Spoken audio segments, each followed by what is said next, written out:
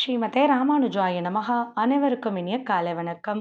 நாம ஸ்ரீமத் பாகவதத்தின் நாள் 28ல் நாம இருக்கோங்க. நாமோ பாகவதத்தினுடைய ஸ்கந்தம் 3 விதுர மைத்ரேய சம்பாதத்தில் தான் நாம் இருக்கோம் இல்லைங்களா. இப்போது என்ன சரித்திரம் நாம் பார்த்துட்ருக்கோம் அப்படின்னா கபில சரித்திரம் தான் பார்த்துட்ருக்கோம். கபிலர் தன் தாயான தேவகோதிக்கு என்ன அறிவுரைகள் வழங்கினார் அப்படின்றத தான் சாங்கிய யோகம் அப்படின்ற தலைப்பில் கொடுத்துருக்குறாங்க. அதைத்தான் நாம் பார்த்துட்ருக்கோம். ஆனால் அறிவுரைகள் எல்லாமே நம் சக்திக்கு அப்பாற்பட்டது அப்படின்றதுனால நாம் அதை நமக்கு புரியும்படி ஒரு 8 டாப்பிக்காக பிரிச்சுக்கிட்டோம் அப்படின்றதையும் பார்த்தோம். முதல் டாபிக் என்ன அப்படின்னா தேவகோதியின் சரணாகதி. தேவகோதி கபிலர்கிட்ட எப்படி பிரார்த்தனையை வைக்கிறாங்க அப்படின்றது தான் அந்த முதல் டாப்பிக்கை. ரெண்டாவது டாபிக் பிரகிருதி அண்ட் புருஷன் அப்படின்னு வரக்கூடியது. பிரகிருத்தினா பகவானுடைய திருமேனில இருந்த இந்த சித்து அசித்து பொருட்கள் எல்லாம் எப்படி பிரபஞ்சமாக உருவாகுது அப்படின்றதையும் பார்த்து அதை பகவான் எப்படி நிர்வகிக்கிறார் அப்படின்ற அதையும் பார்க்கறது தான் இந்த டாப்பிக்கில் இருந்தது. இதெல்லாம் நம்ம நல்ல டீட்டெயிலாக பார்த்துட்டோம் இல்லைங்களா. அடுத்து தேர்டு டாபிக் வந்தது. இந்த டாப்பிக்கில் தான் என்ன சொன்னாங்க அப்படின்னா ஆத்மாவை பற்றின விளக்கம் கொடுக்கப்பட்டது இல்லையா. ஆத்மா நினைக்க முடியாது, அழிக்க முடியாது, உலர்த்த முடியாது, வெட்ட முடியாது, தீயிலிட்டு கருக்க முடியாது, எதுவுமே செய்ய முடியாது, அது அழிவற்றது அப்படின்னு இருக்கிறப்போ இந்த கர்மாவால் ஏற்படக்கூடிய இன்ப துன்பம் எப்படி ஆத்மாவை தீண்டும்? அதைத்தான் எதுவுமே பண்ண முடியாதே, எப்படி அதை தீண்டுது? எப்படி ஒரு ஆத்மா தன் கர்மவினையுடைய பலனை அனுபவிக்கிறான் அப்படின்னு கேட்குறப்ப தான் மனது அப்படின்ற ஒரு டேர்ம் இன்ட்ரடியூஸ் பண்ணப்பட்டது. இந்த மனது தான் நம்மளுடைய காரியங்கள் எல்லாத்துக்கும் காரணமாகவும் இருக்கிறது. அந்த காரியங்களின் பலாபலன்களை அனுபவிப்பதற்கும் காரணமாக இருக்குது அப்படின்றத நேற்றுக்கு நம்ம நல்ல விஸ்தாரமாகவே பார்த்தோம் இல்லைங்களா. ஸோ மனதானது புலன்கள் பக்கம் திருப்பினா மீண்டும் மீண்டும் பிறவி. மனதானது இறைவன் பக்கம் திரும்பினால் நமக்கு மோட்ச பேரு அப்படின்றத சொல்லி கொடுத்தாங்க. சரி, ஓகே. அப்போ மனதானது இறைவன் பக்கம் திரும்பணும் அப்படின்னா நாம் பக்தி பண்ணணும் அப்படின்ற ஒரு வழிமுறை நமக்கு பிறந்தது. சரி, பக்தியினுடைய வகைகள் எத்தனை அப்படின்னு பார்த்தப்போ 4 வகையான பக்தி இருந்ததுன்னு பார்த்தோம். ராஜச பக்தி, தாமச பக்தி, சாத்வீக பக்தி, நிர்குண பக்தி அப்படின்னு பார்த்தோம். இதில் நேற்றுக்கு நாம் 2 பக்தியை நல்லாவே பார்த்துருந்தோம் இல்லைங்களா. தாமச பக்தியவும் ராஜச பக்தியவும் பார்த்துருந்தோம். தாமச பக்தின்றது பிறருக்கு துன்பம் ஏற்படுத்துவதற்காக இறை வழிபாடு செய்வது, அதை டார்கெட்டாக எடுத்துகிட்டு பண்ணுறது, அதுதான் தாமச பக்தி. ராஜச பக்தி அப்படின்றது நம்மளுடைய தேவைகளை பூர்த்தி பண்ணுறதுக்காக, நமக்கு ஏதோ ஒரு பொருள் வேணும், இல்லை பதவி, ஏதோ ஒன்று வேணும், ஒரு ஆசை இருக்குது, அது நிறைவேறணும்.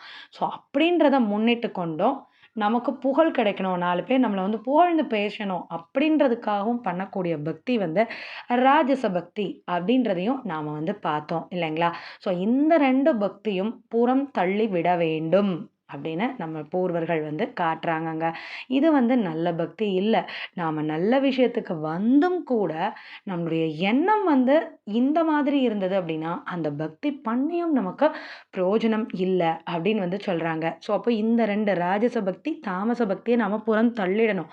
யாரையும் கெடுக்கிறதுக்காகவோ இல்லை நம் ஆசைகளை தேவைகளை பூர்த்தி செய்வதற்கொள்வதற்காகவோ நாம் இறை வழிபாடு ஒரு நாளும் செய்யக்கூடாது அப்படின்னு பூர்வர்கள் காட்டுறாங்க. சரி, அடுத்த பக்தி நல்ல பக்தி. அது என்ன பக்தி அப்படின்னு பார்த்தா சாத்வீக பக்தி. அந்த பக்தினா என்ன அப்படின்னா இந்த புலனுக்கான இன்பத்தெல்லாம் பார்க்கறது கிடையாது, ஆத்மாவை பார்க்கறது. ஆத்மா உஜ்ஜீவனம் அடையணும். ஆத்மா கர்மால கடந்து ஒல்லண்டுட்ருக்கான், இறைவனை வழிபாடு செய்யக்கூட முடியாமல் தவிச்சிட்ருக்கான். அப்போது இந்த கர்ம வினையெல்லாம் முடித்து இந்த பிறவியவும் முடித்து இறைவன் திருவடியை அடையக்கூடிய அந்த மோட்ச பிராப்தி வேணும்னு சொல்லி பிரார்த்தனையை வைத்தால் அது சாத்வீக பக்தியாம். இப்போது அதை விருப்பப்பட்டு செய்தாலும் செய்யலாம், இல்லை கடமைக்காக. நாம் மனித பிறவி, நம்ம ஒரு பிறவி எடுத்தால் இறைவனுக்கு நாம் நன்றி சொல்ல வேண்டியது நம்மளோட கடமை.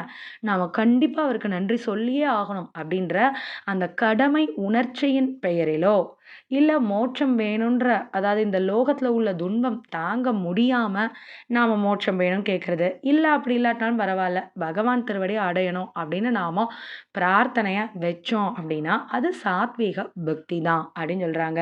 ஸோ மோட்சத்த விரும்புறது சாத்வீக பக்தி. அப்ப இது உயர்ந்த பக்தியா? அப்படின்னு பார்த்தா, இதுவும் கூட உயர்ந்த பக்தி இல்லையாம். இது ஓகே. அதாவது 2 வந்து செய்யவே கூடாது. சாத்வீக பக்தி வந்து ஓகே. ஓரளவு அக்செப்டட். சரி, நாம வந்து இறைவனுக்கு உரியவன். இறைவன் திருவடிய அடையணும் அப்படின்றத நெனைக்கிறது ஓரளவுக்கு ஓகே அப்படின்னு வந்து சொல்றாங்க. ஆனா, இதையும் தாண்டி நிர்குண பக்தி அப்படின்னு ஒரு பக்தி இருக்குது இல்லைங்களா? இதுதான் பக்தியினுடைய உச்சம் அப்படின்னு வந்து சொல்றாங்க. ஒவ்வொரு ஜீவனும் இந்த பக்திய செய்ய விருப்பப்படணும் அப்படின்னு வந்து சொல்றாங்க. அது என்ன பக்தி அப்படின்னு பார்த்தா, பெருமான் மீது அன்பு, பிரேமை, காதல் கொண்டு அவன அனுதினமும், அணுவினாடியும் நினைத்துக் கொண்டே இருக்கும் பக்தி. எதுவுமே தேவையில்ல. இந்த லோகத்துல வாழ்ற பொருள் எதுவும் தேவையில்ல. அதாவது தேவையில்ல இன் த சென்ஸ் நம்ம வேண்டான்னு சொல்லி வெறுத்து ஒதுக்குறதில்லங்க. பகவான் கிட்ட பிரார்த்தனை வைக்கிறதில்ல. எனக்கு இந்த லோகத்துல உள்ள பொருள் வேணும் அப்படின்னு சொல்லி இறைவன் கிட்ட பிரார்த்தனை வைக்கிறது கிடையாது. யாரையும் துன்புறுத்துறதுக்காக கிடையாது. இல்ல என்னுடைய மோட்சம் எனக்கு கிடைக்கணும் அப்படின்ற அந்த பிரார்த்தனை கூட கிடையாது. அப்ப இந்த பக்தியில என்னதான் இருக்கும் அப்படின்னா, பகவான நெத்தா நெத்தா அனுபவிக்கணும். அவனுக்கு கைங்கரியம் செய்யணும். அவனுடைய முகம் மலர்ச்சிக்காகவே இருக்கணும். அவன் சந்தோஷத்துக்காகவே நாம இருக்கணும் அப்படின்னு நினைக்கக்கூடிய அந்த அன்பின் உச்சம், பக்தியின் உச்சம், பிரேமத்தின் உச்சம். அந்த பகவான தன்னுடையவனா நெனச்சுக்கிட்டு, தன்னுடைய உண்மையான சொந்தம் அவன்தான் அப்படின்னு நெனச்சு, அவன வழிபாடு செய்ற பக்தி தான் நிர்குண பக்தியாம். இத்தகைய பக்தர்கள் வந்து மோட்சமே குடுத்தா கூட வேண்டான்னு சொல்லுவாங்களாம். ஏன் அப்படின்னா, அவன்ட்ட நான் எதையும் எதிர்பார்த்து நான் வந்து ஒரு பூஜை வந்து பண்ணல. அவனுக்கு சேவை செய்யணும். அவனுடைய முகக்குளிர்ச்சிய நான் பார்க்கணும். அதுக்காகத்தான் நான் வந்து அன்பு செலுத்துறேன் அப்படின்னு தான் இருப்பாங்களாம். எத்தையுமே கேட்க மாட்டாங்களாம். அந்த பக்தி தான் நிர்குண பக்தி, உண்மையான பக்தி அப்படின்றாங்க. இது நமக்கு புரியும்படிக்கு ஒரு உதாரணம் ஒண்ணு காட்டப்படுது. அது என்ன அப்படின்னா, ஒரு தாய் ஒருத்தி இருக்கா. தன் குழந்தைய மடியில வச்சுட்டு ஆசையோட, அன்போட கொஞ்சுறா. அதனுடைய சேட்டிதத்த ரசிக்கிறா. அது நம்மளே நம்ம குழந்தைகள்ட்ட இத அனுபவிச்சிருப்போம் இல்லைங்களா? கீச்சு கீச்சு மூட்டுறதோ, இல்ல முட்டி முட்டி விளையாடுறதோ, எத்தன ஒரு ஆனந்தம் வந்து நமக்கு கிடைக்குது இல்லைங்களா? நம்ம குழந்தைய வந்து கொஞ்சுறப்போ. அப்போ பக்கத்து வீட்ல இருக்கிற ஒரு பெண்மணி வந்தாளாம். வந்துட்டு, "இப்போ நீ உன் குழந்தைய கொஞ்சினியே, உனக்கு என்ன கிடைச்சுச்சு?" அப்படின்னு வந்து கேட்டாளாம். அப்போ இந்த பெண் வந்து என்ன சொல்றா அப்படின்னா, "குழந்தைய கொஞ்சினதே பாக்கியம். அதுவே பாக்கியம்." அப்படின்னு வந்து சொன்னாளாம். அது உண்மதான் இல்லைங்களா? ஒரு தாய் தன் குழந்தைய கொஞ்சுறப்போ, அந்த குழந்தை பின்னால நமக்கு ஏதாவது உதவி செய்யும்னு நெனச்சு கொஞ்சுறாளா? இல்ல அந்த குழந்தைய கிட்டருந்து எந்த ஒரு எதிர்பார்ப்புமே இல்ல, இல்லைங்களா? அது நம் குழந்தை, அது மேல நாம கொண்ட அன்பின் பேர்ல அதோட நாம வந்து விளையாடுறோம். ஸோ இந்த மாதிரி தான் பகவான வழிபாடு செய்தா என்ன கிடைக்கும்? அப்படின்றத கேட்கிறத விட்டுட்டு, பகவான வழிபாடு செய்றதே பாக்கியம். இன்னைக்கு அந்த திருநாமத்த சொன்னதே நமக்கு கிடைச்ச பெரும் பாக்கியம். அப்படின்னு தான் இந்த நிர்குண பக்தியில இருக்கிற பக்தர்கள் வந்து இருப்பாங்களாம். ஸோ ஒவ்வொருத்தருமே வந்து இந்த நிர்குண பக்தின்ற அந்த நிலைக்கு முன்னேறதுக்கான ஒரு பிரயத்தனப்படணும் நம்ம அப்படின்னு வந்து சொல்றாங்க. ஆனா, இது எல்லாருக்கும் முதல் ஸ்டேஜ்லயே சாத்தியமா? அப்படின்னு பார்த்தா, அதுவும் சாத்தியம் கிடையாது அப்படின்றாங்க. இது வந்து படிநிலைகள்ல தான் வந்து போகும் அப்படின்றாங்க. ஆனா, கண்டிப்பா அடுத்தவங்களுக்கு கெடுதல் செய்றதுக்காக மட்டும் நம்ம நிச்சயமா பண்ணக்கூடாதுங்க. இறைவன் ஒரு நாளும் அத வந்து பொறுத்துக் கொள்றது கிடையாது அப்படின்னு தான் வந்து சொல்றாங்க. ஸோ அப்போ இந்த 4 வகை பக்திகள்ல ரொம்ப உயர்ந்த பக்தி நிர்குண பக்தி. நிர்குண பக்தினா அன்பு, பிரேமம் மட்டும் கலந்து அவன் என்னுடையவன் அப்படின்னு சொல்லி அவனுடைய முக ஓர்ப்பிற்காக மட்டுமே நாம ஆனந்தமா அவனுக்கு கைங்கரியம் செய்தல்.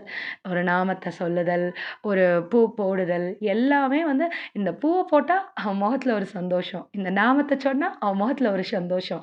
பகவான் எத்தன ஆனந்தமா இருக்கான். அவன் சந்தோஷமா இருக்கணும். அப்படின்னு சொல்லி நம் குழந்தை எப்படி ஆனந்தமா இருக்கணுன்றக்காக என்னெல்லாம் பண்றோம் நம்ம வாழ்க்கையில இல்லைங்களா? அத மாரி பகவான நம் பிள்ளையாகவோ, இல்ல நம் தாயா எந்த உறவா வேணாலும் எடுத்துக்கலாம்.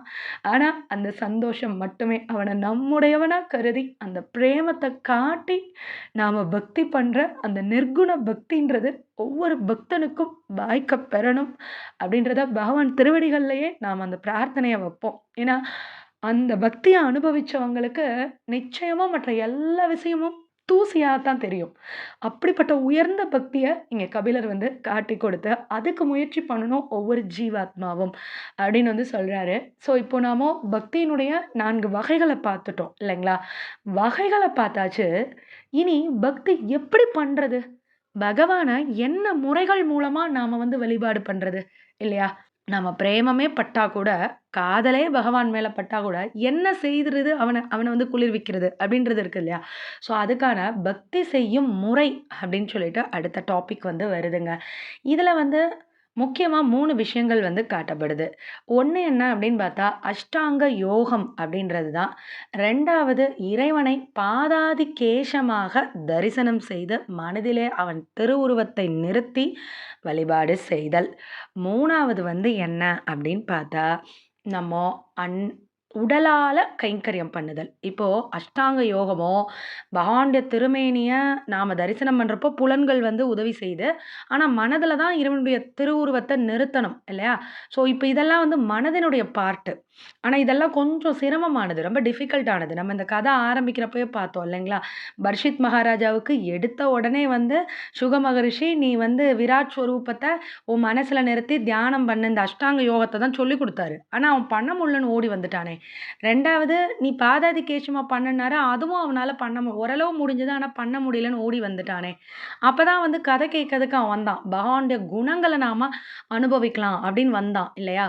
ஸோ அதே மாதிரி தான் இங்கேயும் அஷ்டாங்க யோகமானது ரொம்ப விஸ்தாரமா வந்து விளக்கப்படுது. அஷ்டாங்க யோகம்ன்றது என்னன்னா, 8 விதமான யோகங்கள். அதாவது உடலையும், மனதையும் கட்டுப்படுத்தி ஒரு இடத்துல உட்காந்து நாம வந்து தியானத்துல ஈடுபடுறது தான் வந்து அஷ்டாங்க யோகம் அப்படின்றது. பகவான பாதாதி கேசமா சேவிக்கிறதும் அப்படிதான். பகவானுடைய திருவடியில தொடங்கி அப்படியே அவருடைய கால்கள், தொடைப்பகுதி, இடுப்பு பகுதி, வயிற்று பகுதி, அப்படியே மார்பு பகுதி, அப்படியே தோள்கள், 4 கரங்கள், அழகிய திருமுக மண்டலம், அப்படியே அவருடைய திருமுடி, இதுவரைக்கும் அப்படியே அழகா மனக்கண்ல கொண்டு வந்து நிறுத்தி, அவர வந்து வழிபாடு செய்வதுன்றது 2வது வகையா காட்டப்படுது. 3வது வகையா காட்டப்படுது, இதெல்லாம் மனசெல்லாம் நமக்கு ஒத்து வராதுப்பா. ஏன்னா, பூஜை பண்ண போவோம். பூஜை அறையில கற்பூர தட்டெல்லாம் கையில எடுத்துருவோம். மணியவும் எடுத்துருவோம். அழகா மணி அடிப்போம். தீபத்தட்ட காத்துவோம். எல்லாம் செய்வோம். ஆனா, உடல் மட்டும் தான் அங்க இருக்குமே தவிர, மனசு அங்கேயும் இங்கேயும் ஸ்கிப் ஆஃப் பண்ணிட்டே தான் இருக்கும். இல்லைங்களா? ஏதோ ஒரு காலிங் பெல் அடிச்சிரும். இல்ல ஏதோ ஒண்ணு வந்துரும். உடனே நாம இந்த பூஜையவும் சரியா பண்ண முடியாம, அந்த இடத்துலயும் போய் அட்டெண்ட் பண்ண முடியாம, தவிக்கிற தவிப்பும், துடிப்பும் இருக்கே, அது ஒரு பெரிய ஒரு விஷயம் இல்லைங்களா? ஸோ அப்போ இந்த மனத கட்டுப்படுத்தி கொண்டு வந்து அங்க செய்றதுன்றது, இட்ஸ் குவைட் டிஃபிகல்ட் தான். ஸோ அதனால 3வது என்ன கொண்டு வராங்க அப்படின்னு பார்த்தா, உடலால பகவானுக்கு கைங்கரியம் செய்தல் அப்படின்றது ரொம்ப எளிமையான ஒரு விஷயம் அப்படின்னு வந்து சொல்றாங்க. என்ன அப்படின்னா, பூ பறிக்கிறது, வாசல் தெளிச்சு கோலம் போடுறது, வாசல்ல விளக்கு பொருத்துறது, பகவானுக்காக பூக்கள வாங்கி அழகா மாலை கட்டுறது, காலையில எந்திரிச்சு அழகா அவர் சந்நிதியில வந்து ஒரு விளக்கு பொருத்தி, அழகா அவருக்கு பூ போட்டு, அவருக்கு பத்தி குச்சி காமிச்சு, அவருக்கு ஒரு பிரசாதம் கண்டருள பண்ணி, ஏதோ ஒரு விஷயத்த நாம கைகளால நாம பண்ணிட்டே இருக்கோம் இல்லைங்களா? ஸோ இது வந்து நம்ம ஆக்டிவா பண்ணலாம். நாம அப்படி பண்றப்பவே பகவானுடைய பாசுரங்கள் எதையோ ஒண்ணு சேவிப்போம். ஸோ உடலால கைங்கரியம் பண்றதுன்றது கொஞ்சம் எளிமையான விஷயம். மனத்தால பண்றத காட்டிலும் உடலால பண்றது கொஞ்சம் எளிமையான விஷயம் அப்படின்னு வந்து காட்டிக் கொடுக்குறாங்க. இதுல இன்னொரு அட்வான்டேஜும் இருக்குது அப்படின்னு வந்து சொல்றாங்க. என்ன அப்படின்னா, நாம காலையில பூஜை பண்ணத்துல மட்டும் தான் பகவான நினைக்கணுமா? அப்படின்னா இல்ல. ஏற்கனவே நம்ம பார்த்தோம். நாம மனிதனா பிறந்தா, நாம வந்து நம்மளுடைய கடமைகள்ல இருந்து நாம தவறக்கூடாது அப்படின்னும் நமக்கு சொல்லிக் குடுத்துருக்காங்க இல்லைங்களா?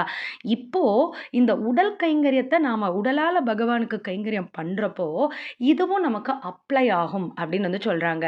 இப்போ நாம எந்த ஒரு காரியத்த செய்ய ஆரம்பிச்சாலும், அது வந்து பகவானுடைய சங்கல்பத்தினால அவருக்கே சமர்ப்பணம் அப்படின்னு வந்து நாம சொல்லணும். எந்த வேலைய செய்தாலும், நாம வீட்டுக்கே சமைச்சாலும் சரி, நாம வீடு பெருக்கினாலும் சரி, நாம துணி துவைச்சாலும் சரி, எந்த வேலைய செய்துட்டு இருந்தாலும், இந்த ஒரு காரியம் கிருஷ்ணார்ப்பணம்.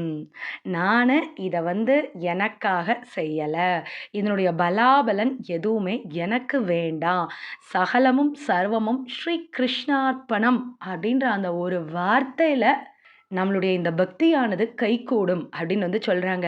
இதுக்கு தான் பூர்வர்கள் என்ன சொல்றாங்க அப்படின்னா, காலையில எழுந்திரிச்ச உடனேவே, இன்னைக்கு நடக்கிற காரியம் அனைத்தும் பகவானே உனக்கே அர்ப்பணம்னு ஆரம்பிக்கத்துல சொல்லிடுங்க. இரவு படுக்க போறதுக்கு முன்னாடியும், காலையிலருந்து இரவு வரைக்கும் செய்த அத்தன காரியமும் உனக்கே சமர்ப்பணம். அது பாவமா இருந்தாலும் சரி, புண்ணியமா இருந்தாலும் சரி, ரைட்டா இருந்தாலும் சரி, தப்பா இருந்தாலும் சரி, அத கிருஷ்ணார்ப்பணம் அப்படின்னு வந்து சொல்ற ஒரு வார்த்தையில எல்லாமே அவருக்கு அர்ப்பணமாயிருது. ஸோ, அப்ப அந்த கர்மாவினுடைய பலாபலன் நம்மள தீண்டாம போகுது. அப்படின்றதும் இதுல வந்து காட்டிக் கொடுக்குறாங்க. ஸோ, அப்போ உடலால நாம செய்ற அந்த கைங்கரியமானது நம்ம போன்ற எளிமையான மக்களுக்கு ரொம்ப ஏதுவானது. மேலும் நாம செய்ற ஒவ்வொரு காரியத்தையுமே வந்து கிருஷ்ணார்ப்பணம் அப்படின்னு சொல்றப்போ, அந்த கைங்கரியமும் என்ன ஆயிடுது அப்படின்னா, பகவானுக்கு அர்ப்பணமாறனால, நம்ம கடமையவும் செய்த மாரி ஆயிடுச்சு. கடமையிலருந்தும் நம்ம விலகல இல்லைங்களா? குடும்பத்தில நம் கணவர், குழந்தை எல்லாருக்கும் செய்றதையும் நாம செய்துட்டோம்.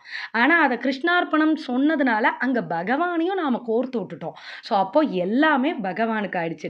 நம்ம கடமையில இருந்தும் தவறல, பகவான் கிட்ட இருந்தும் விலகியும் போகல.